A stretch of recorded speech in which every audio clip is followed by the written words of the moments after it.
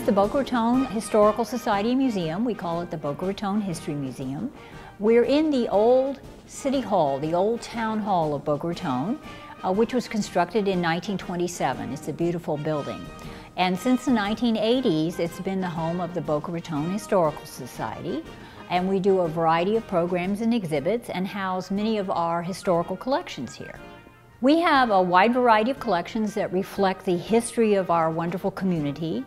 Some of the strengths of the collection include Meisnerania, that is material related to Mr. Addison Meisner, and his famous Boca Raton development from the 1920s land boom.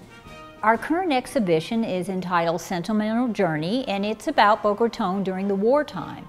And many people don't realize what is now a fairly large community. It was a very small town in the 1940s, population maybe 750 people. And it was here that the Army Air Corps, which today is the U.S. Air Force, decided to establish a wartime training base, specifically devoted to training radar mechanics, pilots, and so on. Radar was top secret at the time as well. It started in 1942.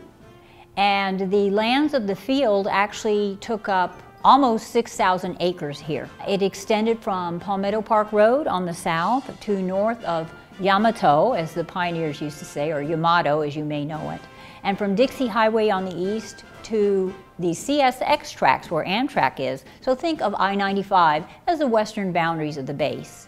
The runways of the base were where the current Florida Atlantic University and our Boca Raton Airport sit today.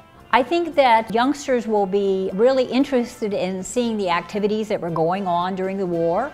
Of course, there were a lot of flying, a lot of airplanes, a lot of important activities going on related to the war itself, but also there was a lot going on for civilians that they may relate to. The Boca Raton Historical Society is the steward of two historic landmark buildings. One is the Old Town Hall, which today is our History Museum and our headquarters, but we also own the old Florida East Coast Railroad Depot, which is located on Dixie Highway. And it was constructed in 1929 and 30.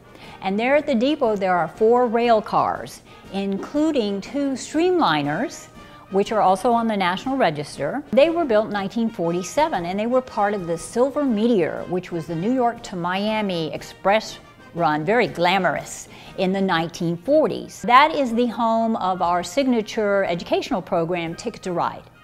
And the youngsters come with their school groups and experience what train travel was like in the 30s and 40s. They learn about the times, including World War II, of course, and what the role of the different personnel on the train, as well as what the pioneers were like. They all take on a persona. It's lots of fun, and I think the children really, really enjoy it.